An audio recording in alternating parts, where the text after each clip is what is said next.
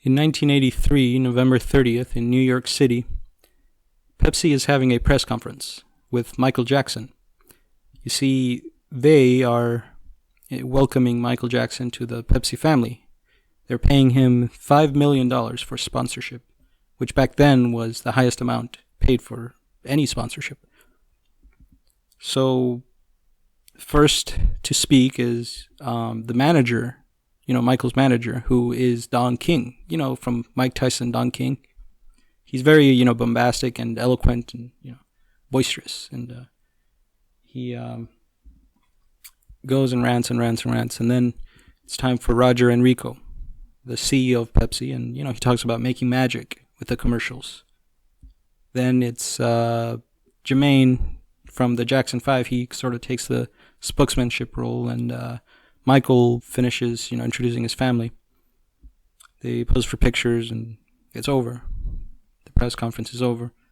Roger Enrico then goes and introduces himself to Michael for the first time, actually. And he describes it as, Michael's so shy that he kind of makes you shy. And so they kind of awkwardly stand next to each other in silence. Enrico tries to make chit-chat. Then Michael leans over to Enrico and whispers, "Roger, I'm going to make Coke wish they were Pepsi." And Roger responds with, "Michael, that's music to my ears." 2 years later, Pepsi would become the largest selling individual soft drink brand in America. And by 1986, in the non-captive markets, that is groceries and convenience stores, the one where consumers actually have, choices, Pepsi would outperform both Cokes, both classic Coke and new Coke, by 1.5 percentage points, or about 250 million in sales. So we are discussing the book The Other Guy Blinked, How Pepsi Won the Cola Wars, by Roger Enrico, who is the CEO. And he actually wrote the book while he was a CEO. He explains in I think it was the introduction, which means that a lot of the anecdotes and the conversations that he describes have a lot of interesting details in them. Now, you, like saying it out loud, you kind of wonder if the Cola Wars even existed, if there even was a stark victory to it, because he was definitely a marketing guy. Roger Enrico was always trying to, even in the examples in the book, he was trying to get a hold of the narrative and write the story. Even like after the failure of New Coke, or when Coke changed its formula, Roger Enrico went and, they got an ad on the New York Times declaring victory and dropping that famous phrase, "The other guy just blinked," which I think they were quoting like some military guy. They explain it in the book. Actually that ad, there's a funny anecdote about that. He was writing that it was to internal employees and to the bottlers, and they were on a side, trying to find an ad to put on the New York Times. And, one of the guys, Alan Potash, who is a crucial figure in the book, he just walked around. They were all frustrated. They couldn't get the tone right. And Alan Potash looks at this letter that Roger Enrico was writing, and he was like, "Well, we can just use this." And so that's what was published. But it's definitely it makes you wonder, because he definitely drops that phrase, the Cola Wars, and even the concept of the Cola Wars. When you hear that, when you hear about the browser wars between Netscape and Microsoft, or I don't know, whatever something wars, right? It's sort of, what does it make you think? It sort of implies, warfare. It really makes you excited. It really makes you entertained and looking forward to hearing these things. And I think this book, How, The Other Guy Blinked, this book really delivers on that promise.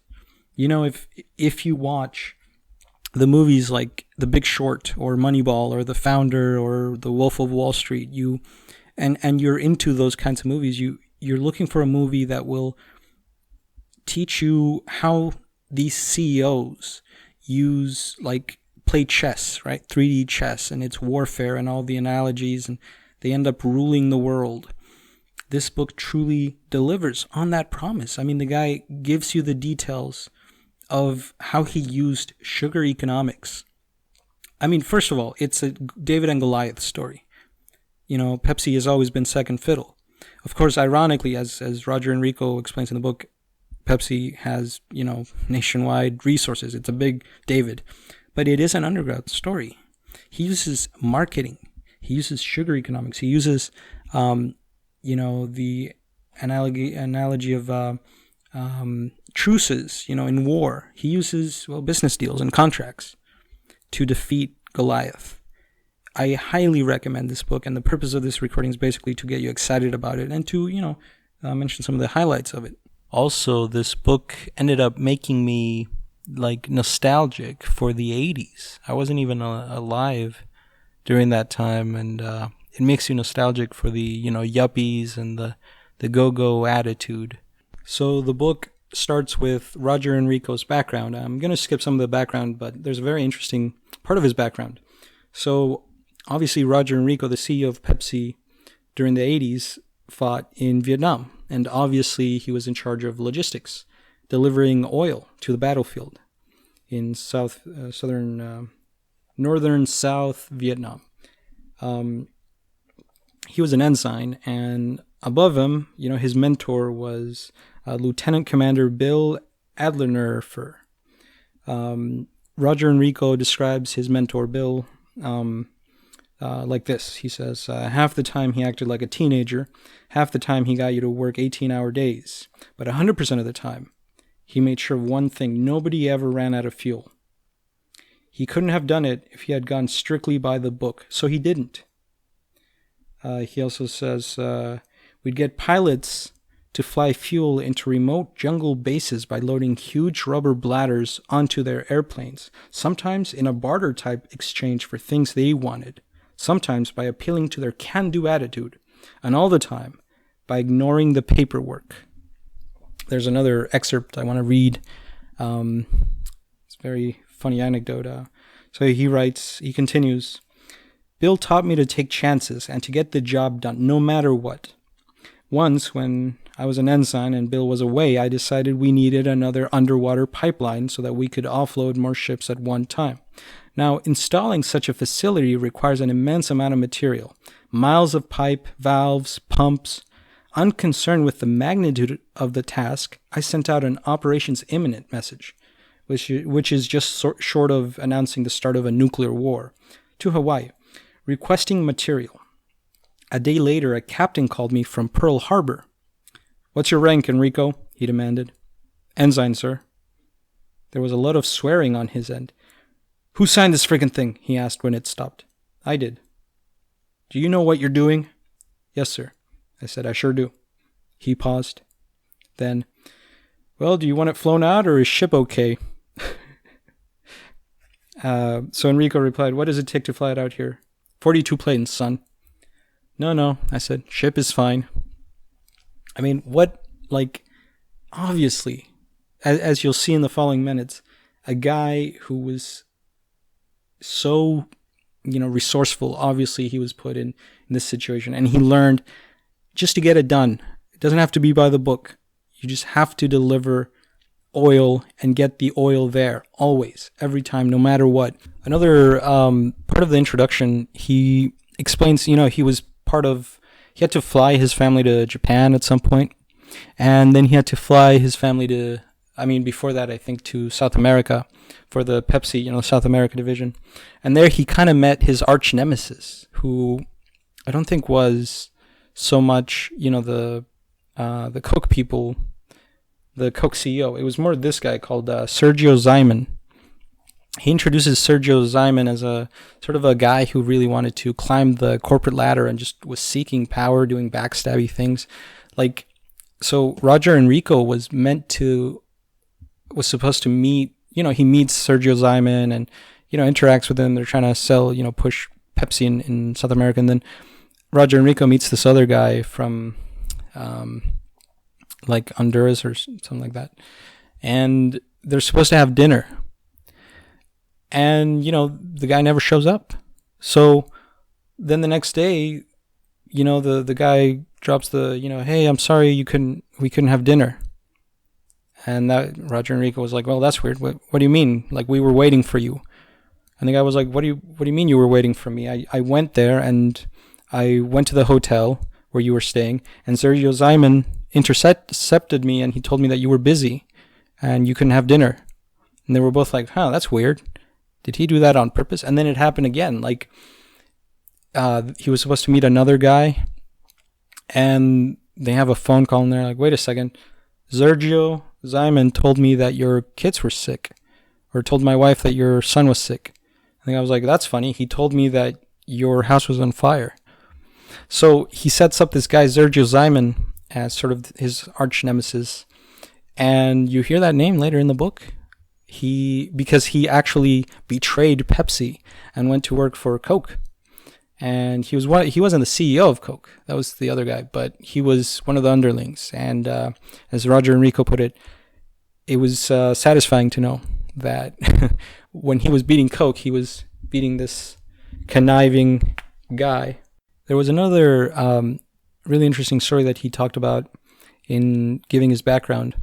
So Roger Enrico started working at General Mills, but he couldn't keep working there advanced because he lacked a degree.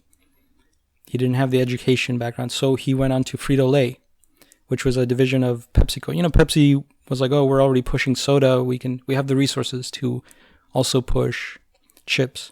So Roger Enrico was put in marketing of Funyuns, selling Funyuns. And an interesting thing happened, that they saw a dip in the Funyun sales. So they were like, well, that's curious. And they got a call a letter from an little old lady who was like, I love Fritos, but my Funyuns were burnt. They were like, well, that's peculiar. She's claiming that her Funyuns were burnt. So Roger Enrico talked to his analyst, and they, analyzed the data, and they realized that Frito had recently released, another product called Munchos, and it was kind of similar to Fritos, and it correlated with the dip. The release of Munchos correlated with the dip of Funyuns. They were side by side, so he figured, that's interesting. Maybe the little ladies are mixing up the Funyuns with the Munchos, and they think they're getting burnt Funyuns. So he talks about it with his boss, who brings it up to the VP of marketing, who brings it up to the VP of sales. And next thing you know, they're forwarding him and telling him to do a presentation to the president of Frito-Lay. So Harold Lilly, who was a very smart guy. So he has there, Roger Enrico's giving this presentation to the biggest bigwig in the company about the dip in sales. And Harold Lilly stops him, and he's like, what are you doing? What's all this? Well, that's my information stack. It's all my research I did. A map where the areas they released Munchos and where we see the dip in sales of Fritos, of Funyuns. And Harold Lilly's like, oh, you Harvard guys are on with your data. And, Roger Enrico reflects on how, in General Mills, he's getting penalized because he doesn't have a degree, and this guy's calling him a Harvard guy. So, Harold Lilly mentions, we should have never changed the formula. And with the softest stutter, Roger Enrico's like, you changed the formula? And Harold Lilly's like, yeah, we changed it without telling you guys. So basically what happened, the real thing that happened was the FDA was looking into the sugar of the Funyuns. And so preemptively, they were like, well, to get rid of this problem preemptively, just in case the FDA complains about it, they're going to change. I'm sorry, not the sugar. The FDA was on their back about the coloring of the Funyuns. So they were like, well, we'll get rid of the coloring, and instead we'll use sugar for the coloring. But they ended up burning the sugar, and that gave the burnt taste, and that contributed to caused the dip in sales. So Roger Enrico was like embarrassed about it, and the guy was like, don't worry about it, like chill out, it's not a big deal, we should have told you guys, but it wasn't the Munchos thing, but you did good kid, don't freak out about it. I mean, first of all, that anecdote was, poetic, right? Symbolic on to what ended up happening. And there's a true adage in the food industry, from my understanding, that is that if you ever have a dip in sales, you have to go to the R&D guy or production or whatever. You have to ask him if somebody changed the formula, because every time there's a dip, it's because somebody somewhere along the line changed the formula. And obviously that's foreshadowing as to what happened with Coke and later in the book. But the other very insightful thing I found was that, these are well-balanced machines. These are engineers. They're not chefs. They're engineers that are calibrating these machines to create the exact formula, because the formula has been tried and true. It's been mulled over. You go to McDonald's, and you'll have that McDonald's cheeseburger everywhere. But what you have to realize is it's not, they didn't stumble upon it. They did research, years and decades of focus groups, trying to get the cheapest combination that is also tastes good. That formula in that McDonald's cheeseburger, or any, the Cheetos that you buy in the grocery store, or the Pepsi, or the salt, or whatever, the pickles, that's been thoroughly refined. It's no accident. They are investing lots of money and resources into that recipe. Very, very insightful. It makes you look at grocery stores in a different light. When Roger Enrico became CEO, he sort of encountered a few problems and mistakes that he made. He was following John Scully, and if you know anything about Apple and the Apple II, you know about John Scully. John Scully was attributed, the success of the Pepsi challenge, which was a pebble in the shoe of Coke. It was nagging them. It was a big reason why Coke eventually changed their formula. But, Roger Enrico is put in charge, and he starts out by implementing a price hike for the bottlers. And it was for increase in revenue to reinvest into marketing. He wanted a bigger marketing budget, so he implemented this price hike for the bottlers, who, according to him, were depression babies. You see, Pepsi had gone through a couple of bankruptcies, and it was always second fiddle to Coke. So these, Pepsi had stopped giving out any more bottler licenses. So these licenses have been passed from father to son, and these people, even though they were rich, the bottlers, they had gone through some tough times. They bargained back and forth, but Roger Enrico put his foot down, and they managed, however, to get the price hike to be delayed by 6 months. But the way it works, to sort of explain the relationship between Pepsi and the bottlers, basically Pepsi sells the syrup. Pepsi creates the syrup and sells the syrup to the bottlers. The bottlers then mix the syrup they get from Pepsi with water in the right amount, and then they either put it in a can or in a bottle. But Pepsi, is not in charge of that. They sort of outsource that. And they also outsource at the time, they were outsourcing their ads to an ad campaign called BBDO, which handled all their ads. So really, Pepsi is in charge of the syrup and the marketing. That's the product that they give. So the other problem that Pepsi encountered, that Roger Enrico encountered within his first 180 days as CEO of Pepsi, was a big mistake he made pertaining to aspartame. You see, back in those days, Saccharin was being sort of demonized, right? And there was a product before that called cyclamates. Cyclamates came out as an alternative to sugar, but the FDA banned it because of some, bad test results that the FDA got. So then they went on to saccharin, and saccharin was basically what, at the time, these diet colas were made from, and it helped diabetics and stuff. But of course, there were some studies that came out against saccharin being a carcinogen, causing cancer.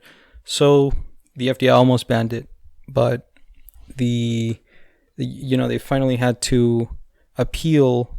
The National Soft Drink Association sent a letter to the FDA, which eventually let them keep saccharin, for the benefit of the diabetics out there.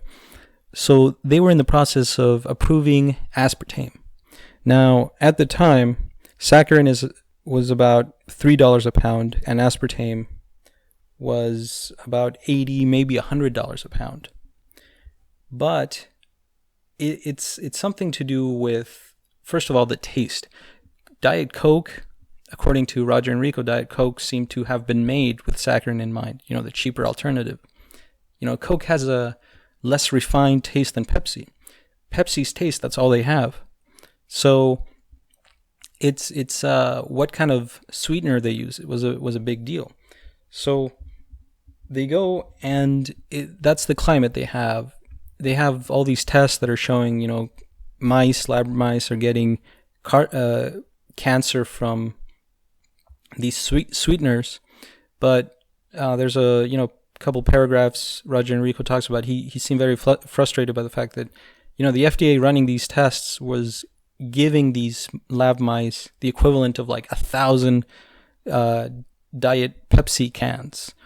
They were drowning these lab mice with saccharin and aspartame. So obviously they were ending up with tumors, which is something I heard from in another book by John Stossel, talking about how you can find carcinogens anywhere because they're exposing these lab mice, or when they found a way to test cosmetics on cells, on single cells, like the HeLa cell, right? Henrietta Lacks cell. You're exposing a cell to a huge amount of paint or cosmetics or whatever it be, the product. So obviously they're gonna develop cancer. I mean, it's sort of it was abused. But anyways, so Roger Enrico definitely shared that frustration with it. There was also another very interesting story about that. The FDA basically approved the aspartame to be used in wet use in sodas. And there was a guy from Arizona called Dr. Woodrow Monty who petitioned the Arizona Department of Health Services to ban aspartame because, according to him, in high temperature, it breaks down and releases too much ethanol. Well, a can of green beans has way more ethanol than a Pepsi, or than aspartame. But so they were like, yeah, what's going on over there? And the FDA was like, no, we already did the test. We already know. And the public did, come to their senses, even though there was a hype. The hype died down eventually about this new discovery. Well, it turns out Dr. Monty was later investigated. According to the book, it sounds like that's the implication that I got from the book, that he was investigated by the SEC for bad trading. Apparently he had made some investments on Searle stock. So that was a really interesting little side note. But here's the real problem that came out. So the CEO of Coke, Don Koff, suggests that the National Soft Drink Association send a letter to the FDA. You see, it was such a problem for them, all this aspartame talk, that they were like, okay, when the FDA approves aspartame, we want them to really approve it, really do a thorough job so that we can really point to it and be like, it's safe, 100% safe. So he convinces the Soft Drink Association to send a letter to the FDA. And Searle, which is the company that owned the patent to aspartame. So if you bought aspartame, you had to buy it from Searle. So the president of Searle, Bob Shapiro, freaks out about it. He's like, what are you guys doing? So he has dinner with Roger Enrico, and he tells him, look, and it becomes apparent that he wants either Coke or Pepsi to sign a big order deal, which is a conundrum because it's like, okay, the FDA hasn't approved aspartame yet. What if they don't approve it and we're stuck with, a ton of, 1,000 tons of aspartame we have to buy from you and it's not approved yet? So, but the Sirle president says, listen, I need to know who my friends are now. I'll give you a reduction in the price. I can't guarantee that you're going to have all the supply you need, but you'll get a good price on it. And, Roger Enrico's like, well, I don't know, it might be cursing. No, I'm not going to do it. I don't want to be rushed. So he doesn't do it. Well, 2 weeks later, the president of Sirle, the aspartame division, Bob Shapiro, calls him back and he's like, yeah, you know what? Coke signed the deal. And they signed the deal and they basically want all my aspartame for Diet Coke. So what Diet Coke did was they had a synergetic sort of mixture between saccharin and aspartame. So it was like 10%, I can't remember, 10% aspartame and the rest was saccharin. So, and what you have to realize, we're in the future, we sort of have a negative connotation to aspartame, but back then saccharin was demonized and aspartame was the, I guess, healthier alternative because it was it was a good point to have a campaign announcing to the world, hey, we're using aspartame. It's the healthier choice to saccharin. Back then, that was the case. So it was a good point for them to have that. Roger Enrico deeply regretted this, having turned them down because he thought, well, any normal business person would have locked down the deal of aspartame and then they would have renegotiated the price. But the deal was to get the supply of aspartame, lock that down, and then you can renegotiate the price. Why the next day you could do that? Any normal person would have done that. So he made that mistake that he regretted. And he writes, if one mistake wasn't enough, he made another mistake. He came crawling back to Sirle asking for some little bit of aspartame for Diet Pepsi. And he had to pay the higher price. And he had his lawyers do all the paperwork, which was counterproductive. The main goal was to lock down the aspartame source, which the lawyers were belaboring it, fighting over clauses. And in that time, Coke, it had been like 3 months, and Diet Coke got there first. He did wonder if Don Koff, from the CEO of Coke, had any nefarious reason. Like, isn't that weird that he urges them to write a letter to the FDA saying, hey, really check on aspartame. And then 2 weeks later or so, he ends up signing this huge order for aspartame. It did seem kind of like put in question Coke's leadership, their intentions, which is a reoccurring thing. You wonder if they're really gentlemen or if they're playing dirty throughout the book. So in that time, Pepsi got there second with the aspartame. Made a huge mistake. Diet Coke had a 4-point market share by the time that they got their aspartame shipment. Diet Coke had a 4-point market share.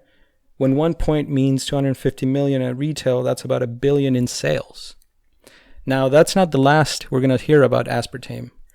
It's not the last at all. Roger Enrico makes a move that makes Coke go into the defensive. At the end of the book, Roger Enrico outlines 5 main little victories that throughout the book, made Coke play catch-up with Pepsi. 5 little victories that made Coke retaliate in a big way, in a big, irrational almost way. They changed the formula at the end, which, according to Roger Enrico, was sort of an admission of defeat. The moment Coke changes the formula, they change their biggest asset. You see, they were stewards of the formula. They weren't owners of it. Goizeta was a steward. The CEO of Coke, Robert Goizeta, was a steward of it. So the main scene, one important scene of this story was obviously the death of Robert Woodruff. Woodruff would have never allowed the recipe of Coke to have been changed. He would have been turning in his grave.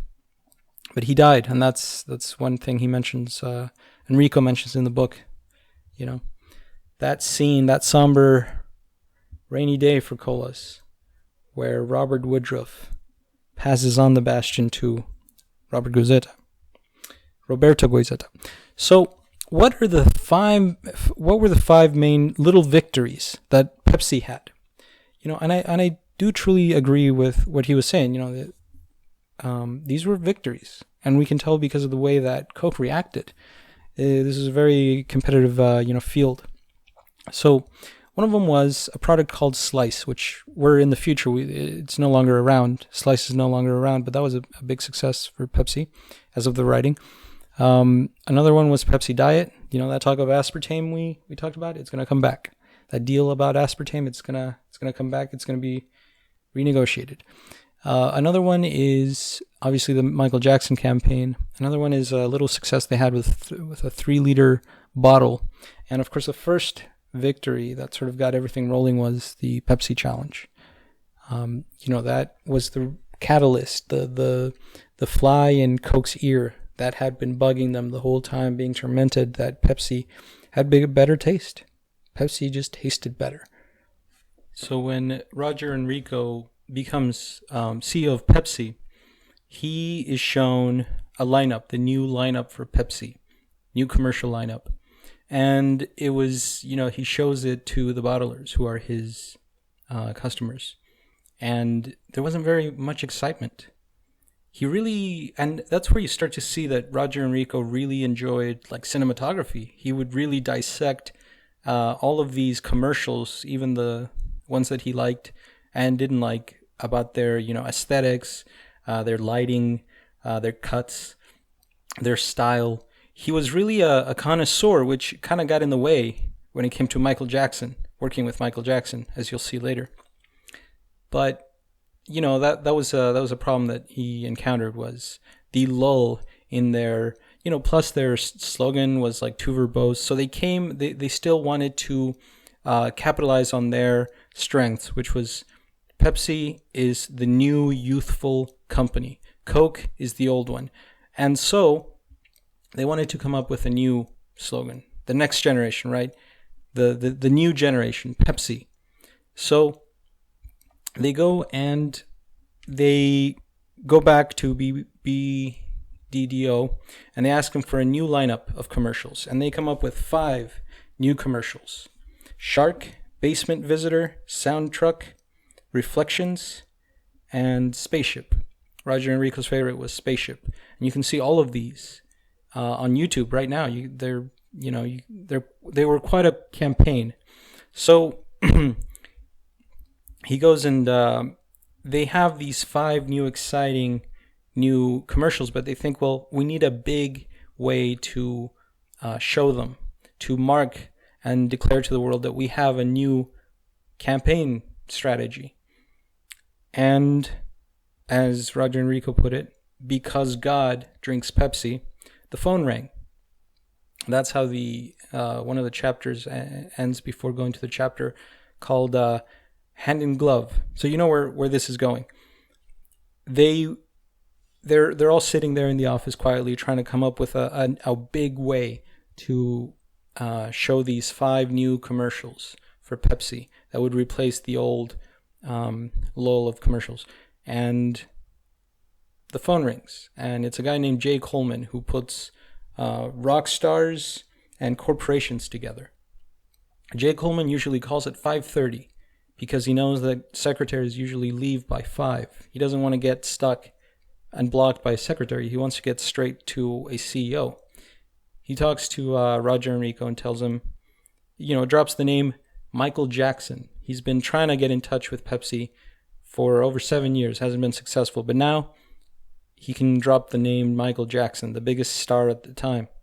This really gets him excited, Roger Enrico excited, and so they set up a meeting with, of course, Michael Jackson's manager at the time, who was Don King. And you read this, you read about Don King, and wow, he was a character, he was a force to be reckoned with.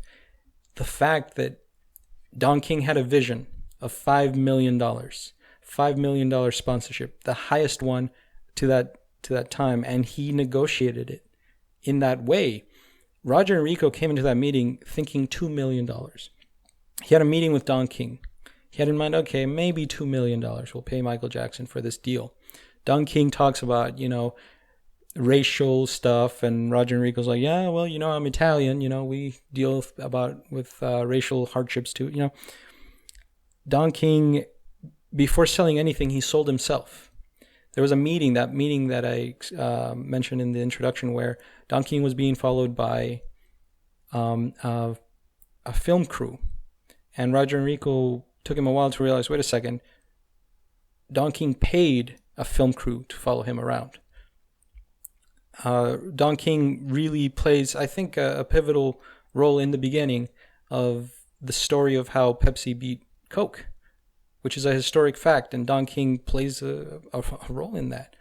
So he gets the $5 million by sticking to it, by putting his foot down and saying, it'd be a shame if Coke took Michael Jackson from you just because we were arguing about nickels and dimes. And it appealed to Roger Enrico's fear of being second, of playing defense. So he went and he signed Michael Jackson. Now, at first, nobody knew this. They had news agencies show Don King and Michael Jackson, but there was no mention. The news had no mention of Pepsi anywhere. So Roger Enrico and I think it was Alan Potash or one of them was like, hey, what should we do? No mention of Pepsi. He's like, well, leak it. Go ahead and leak it. And so they leaked the fact that they were paying Michael Jackson $5 million. And next thing you know, there's a big mention of Pepsi. Lots of reports talking about how Pepsi is paying Michael Jackson $5 million, more than any other sponsorship at the time. So the big reason why this is such a good book is that you get to this part in the book and you realize the amount of consternation that Pepsi went through because of Michael Jackson. Just the back and forth, the fighting over little slices and cuts and overexposure. You see, Michael Jackson signed the deal, and then Paul McCartney, who was Michael's friend, alerted him about overexposure. And so Michael suddenly didn't want to be in a commercial that he was paid $5 million for. So there's another very interesting point that is a reoccurring theme, and that's Coca-Cola playing catch-up to Pepsi. So basically, Michael Jackson gets signed, and Jay Coleman goes to Roger Enrico and says, well, you know what? How Coke could counteract this move is by signing Lionel Richie, the second biggest star, subjectively. And sure enough, Pepsi makes an offer to Lionel Richie. And Sergio Zyman, who was previously mentioned as the arch nemesis from Mexico, the Mexican guy who betrayed Pepsi to go work at Coke, contacts Lionel Richie. Well, Roger Enrico warns Lionel Richie's people, his manager, that Coke is very bureaucratic and stubborn. Just watch out for that. So Lionel Richie goes to Atlanta, and sure enough, there's Sergio Zyman, gives him an offer, but he says, I can't really make a deal just yet. He made an offer, but he can't sign the deal. He's going to have to talk to his higher-ups. And so they give him bureaucracy and delay the deal, and that is a big turnoff for Lionel Richie. So eventually Lionel Richie comes back and is signed up for the 1985 lineup. So Pepsi essentially secures Michael Jackson for 1984, and then they take the counterattack from Pepsi beneath them and sign Lionel Richie for 1985. And this just is evidence of the genius of these dudes, how it was an attack, and they do act quickly. Pepsi throughout the whole book would counteract. It was really evidence that these were monumental moves that Pepsi was making, because every time within like a month or a week, Coke would retaliate in some way, as you'll see with Slice, the drink Slice, as you'll see with the aspartame, as you'll see with Michael Jackson, they always had a counterattack right away. And what Coke ended up doing was signing Julio Iglesias for $10 million, which was not as successful move as Lionel Richie would have made. You know, who can remember Julio Iglesias anymore, you know, but Lionel Richie, we can remember him. Now, obviously everybody knows about how Pepsi, there was an accident during the filming of one of the Pepsi commercials. And Michael Jackson's people actually wanted to release the video of it, of Michael Jackson's hair on fire. Roger Enrico saw this as a panic and called the only person who he thought could help him, which was Michael Jackson's dad, Joe Jackson. So he calls him and he tries to convince him by asking Michael, what do you think of when you think of JFK? You know, case being, well, you think of John F. Kennedy's assassination video. And so that is why Michael Jackson shouldn't release the video of his hair on fire. Because if that was the case, then he might be branded as, you know, that might be the imagery that comes to the people's consciousness when they think of Michael Jackson.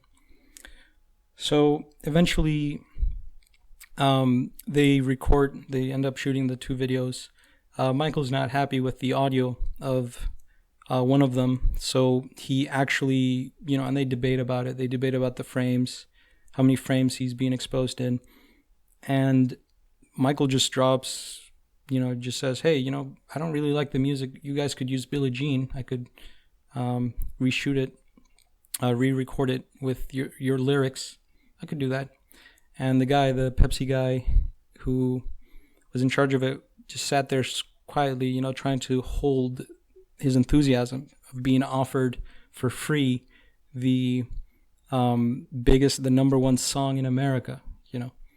So they agreed to it, and later on they did have to pay for Billie Jean. It was Roger Enrico doesn't explain how much they paid for it, but Michael did offer it for free, but later they gave him a couple extra bucks for it, to say the least.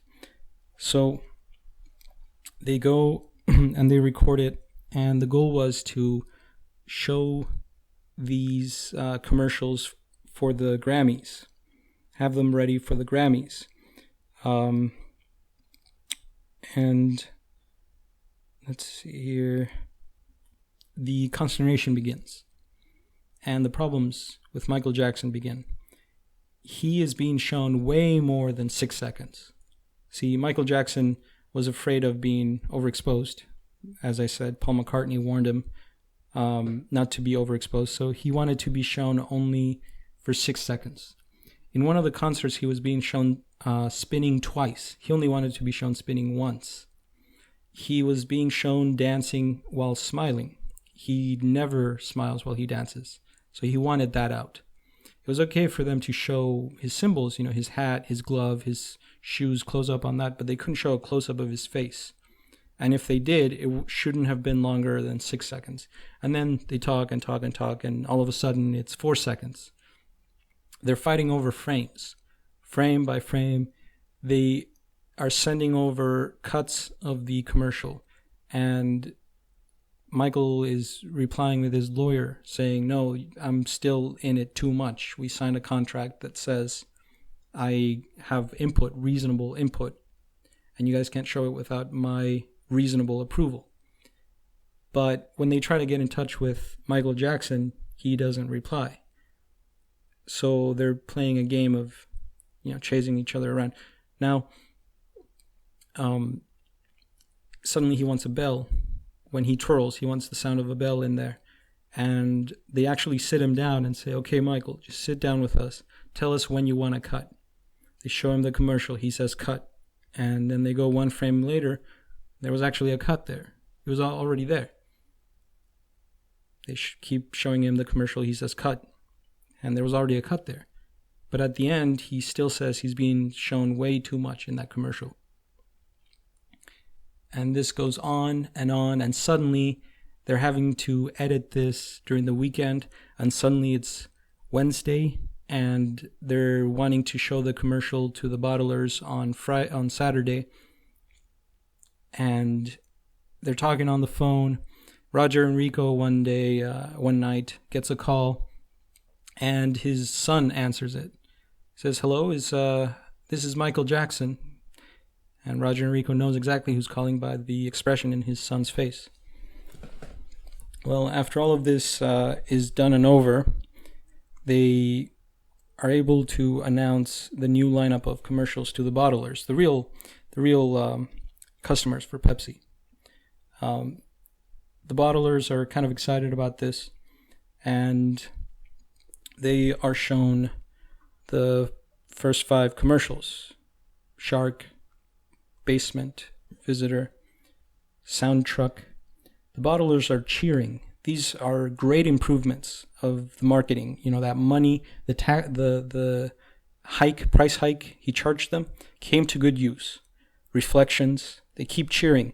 Spaceship, all the bottlers are cheering. And then the music starts, and the Michael Jackson commercial starts. And it is an unmitigated success. Complete magic. It's absolutely brilliant. MTV asks for an exclusive, premiere of the commercial, and they're later flooded with way more premieres. The Wall Street Journal puts them on page 1. They're getting free publicity from local news stations for free, talking about the commercials. The commercial becomes the most remembered commercial in history by a factor of more than double than any other commercial run before. Not 30 days after the Jackson commercials began airing, sales of Pepsi Cola began to climb. They climbed high enough to make Pepsi by far the fastest growing regular cola on the market in 1984.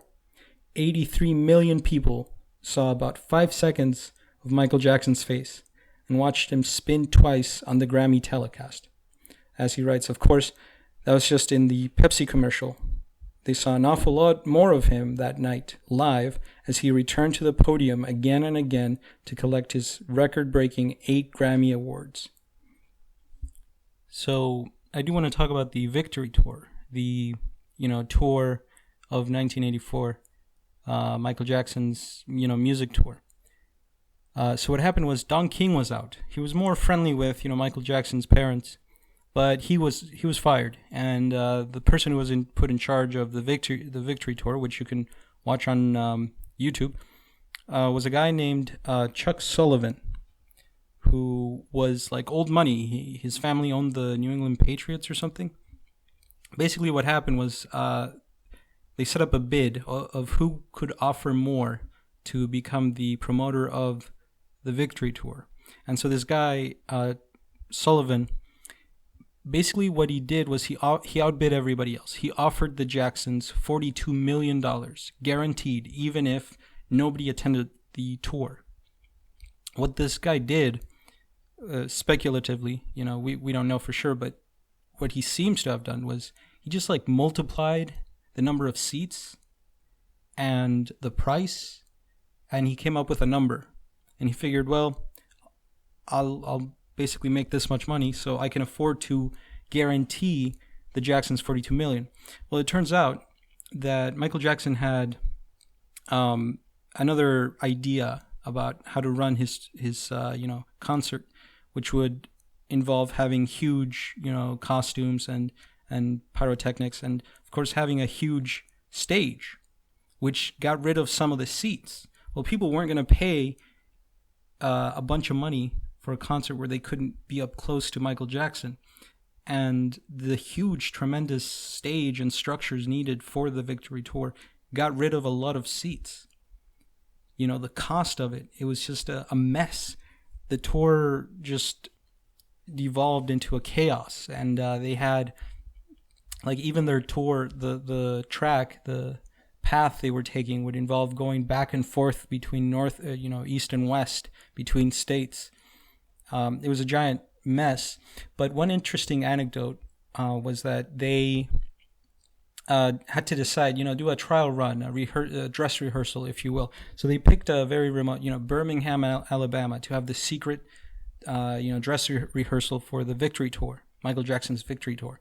Well, all of a sudden, they went and they have it there, and the news finds out that they're having the Victory Tour in Birmingham, Alabama, without an audience, right? Just to practice stuff. Maybe they had an audience, I don't know for sure. So they don't really have anybody to talk to contact about this. Well, Pepsi was the sponsor of the Victory Tour, so they contact the local Pepsi, bottler who's in charge of Pepsi in Birmingham, Alabama, who is the bottler there was a guy named Jimmy Lee, who was an icon among Pepsi bottlers, because he was just a playful, a colorful character. Suddenly his daughter becomes the spokesperson and she's talking to, all the news who want to know the latest thing about the Victory Tour. Jimmy Lee goes off and buys a bunch of ads to play in his local TV station, for this new Michael Jackson commercials. And there's a mix-up, and he gets some of the old commercials, the cuts that had Michael Jackson's face exposed for too long. And guess who saw that cut? Well, it was Michael Jackson in his hotel. They see the extended cut with Michael Jackson's face being exposed too long. So they complain, and Roger Enrico goes and calls them and gets the mix-up straightened out. And Michael Jackson is like, oh, wow, they did a good job. Like, they really did this well. They handled it well. They took care of it really quickly. And that's what the news media got a hold of that story. And that's the impression they gave Michael Jackson, that he acted very expeditiously. So that guy, Jimmy Lee, actually can be attributed to one of the successes, which is the Pepsi 3-liter bottle. That was a big seller in the 80s, at least in mentioned in the book. And it was an idea from a bottler. You know how all the franchisees have their little local experiments, and they bring it up to the higher ups, and they might implement it nationwide. Well, this was Jimmy Lee's idea, was the 3-liter bottle, that one of the little battle successes that Roger Enrico mentions. It's not one of the ones that Coke retaliated with. But it was a success nonetheless. It was implemented nationwide, and it sold. 3-liter Pepsi sold. And one of the things that they were wondering about was if it would be too difficult for housewives to carry it, to carry the 3-liter bottle in their carts and to their cars and to their homes. And Roger Enrico asked somebody in Pepsi asked them, and they were looked at with, what are you, crazy? Of course we can carry a 3-liter bottle. So another success story, little battle that Pepsi was winning, is called Slice. Now, we live in the future, of course, and you've probably never heard of Slice. But Slice was a lemon lime drink with 10% real juice. It was an idea that was popular in Japan. You know how Roger Enrico had to spend some time in Japan. In the vending machines there, they had sodas with, a certain percentage of real juice. But this means higher cost if you're going to use real juice. Who would have to pay for this cost? Well, Roger Enrico figured, the bottlers together, they can share the cost of adding real juice to it. Their analysis, they didn't really want just another lemon lime drink. By their analysis, as he puts it, Coke had been pushing Sprite since the 1940s, and they'd only gotten a 3 share, which means with each share point representing about 250 million in retail sales, a 750 million business. The sales leader, 7-Up, is an 8 share, or a 2 billion business. The best Pepsi could do, he figured, was about as well as Sprite. Now, the interesting thing is they released it, they had to go to their R&D department, and they had to tinker with it, adding real juice to soda ended up murking the water, making it look not very appealing. So they had to test with it, and they had to changed the prototypes to get it to a really good formula for this new drink, which called Slice, which would have 10% real juice. So they finally release it in Oklahoma in a test market, and it flies off the shelf. And according to him, probably because of all the executives are trying to buy it, they sip it. The Coke executives sip it, and they determine it's no big deal, nothing to worry about. Well, they roll it out nationally, and it starts to draw blood. So much so, in fact, that Coke announces that Minute Maid orange soda, already in test markets in Canada, is moving south and adding, guess what, 10% juice. But do they actually add the 10% juice? They don't. And this is one of the strategies that they always do, is what Roger Enrico called smoke and mirrors. Coke would retaliate to Pepsi's move with marketing, but not actions. They wouldn't actually add the 10% juice, but they claimed they were going to add it. And so, by the end of 1985, Slice is selling at just the rate they had dreamed of, which was 100 million case business. And according to him, all that Coke has is a phantom. Remember all that talk about aspartame? So one day Roger Enrico gets a call from a guy named Tim Healy. Tim Healy worked at Searle, the company that owned the patent for aspartame. He worked in the marketing department, and according to his market research, Diet Pepsi would outsell Diet Coke if it switched to 100% aspartame. You see, at the time, they both had a aspartame saccharin blend, usually twice as much saccharin as aspartame. And so Roger Enrico had to make the decision, well, should I make this change? Because aspartame was much more expensive than saccharin. So making the switch would have cost like $40 to $60 million. And if the consumers reacted even with a mild reaction, that $40 to $60 million would have come out of their bottom line. But Roger Enrico was determined that he wouldn't play catch-up. He wouldn't make that mistake that he made when he first started working at Pepsi. He would make Coke play catch-up. So he signed up, and he wouldn't make the mistake. So he had 3 demands that he would need from Searle, which was, number 1, they would get a price reduction.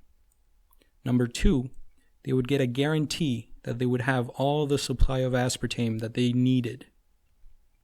And number 3, they would have some leeway, some buffer, so that Coke, their competitor, wouldn't get the aspartame, so that they could recuperate their $40 to $60 million cost.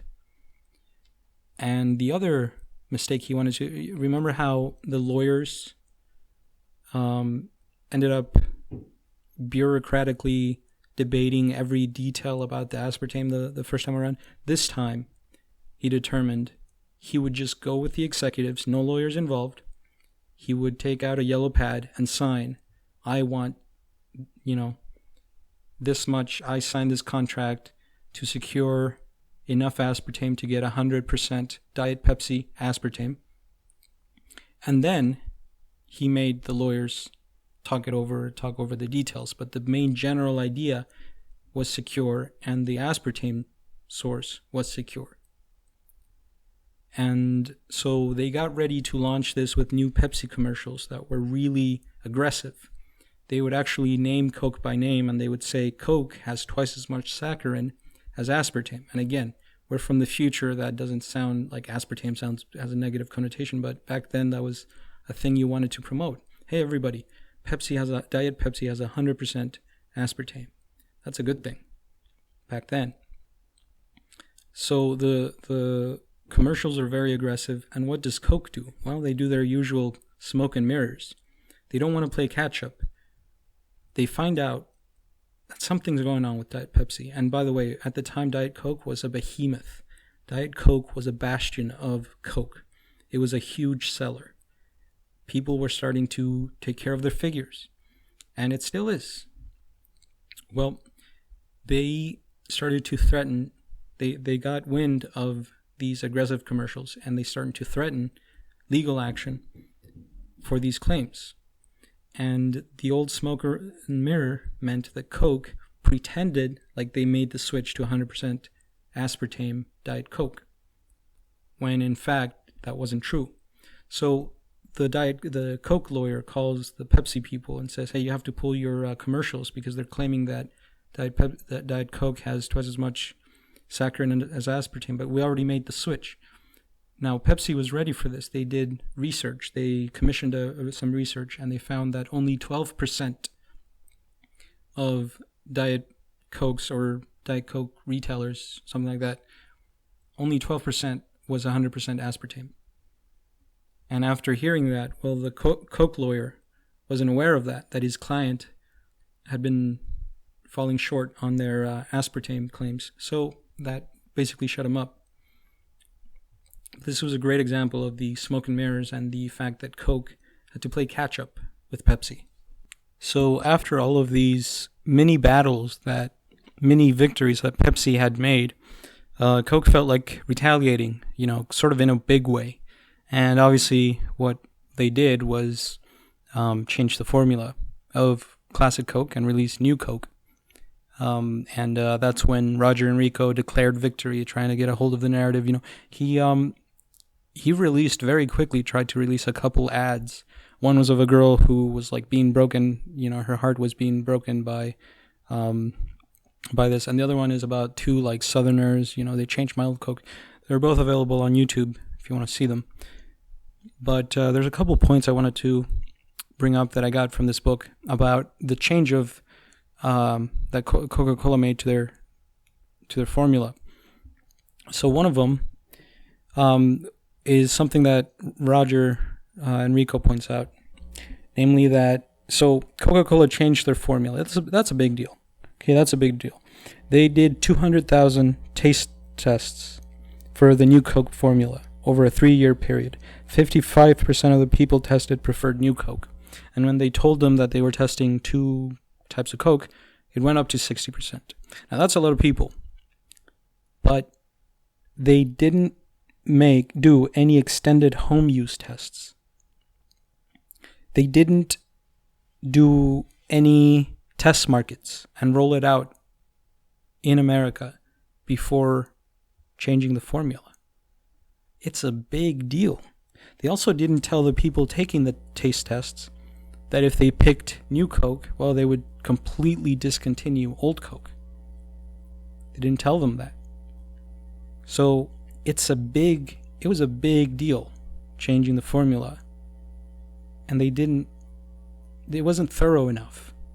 They didn't do enough research. And Roger Enrico asks, why weren't they more thorough in doing this research? Was it maybe because deep down they didn't want to hear the truth? They didn't want to know what the research would tell them? Another interesting point, so it was very easy for Pepsi the R&D department in Pepsi to sort of analyze the formula of new Coke, which sort of leads me to realize that the whole, Coca-Cola's formula secret is a lie. I mean, that's a lie. As you'll see, it's already broken. People know the formula. I'm convinced. But then again, you hear stories of like Coke pulling out of India or something because they're afraid their formula is going to fail. I don't know. But that's an international market.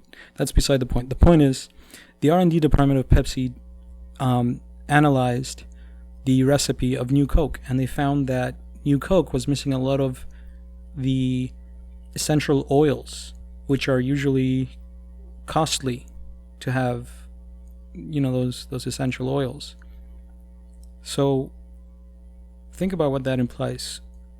Coca-Cola changes its formula, something that it has to be done very sparingly. They have one choice, one chance to remake themselves.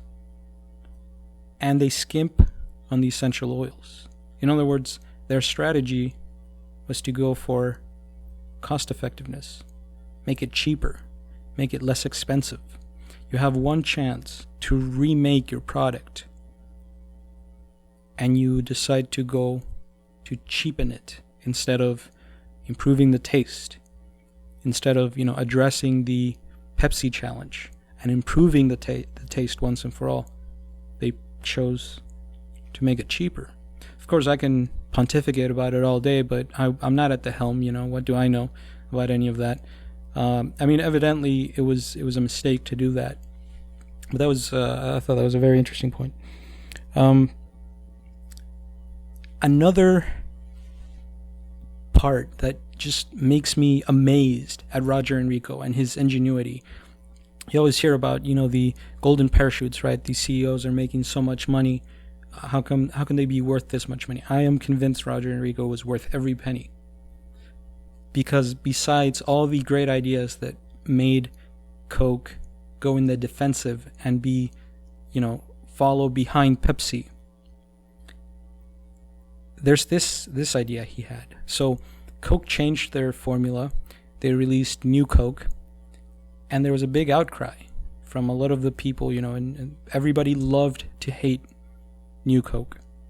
So Roger Enrico thought, well, the demand is still there for classic Coke.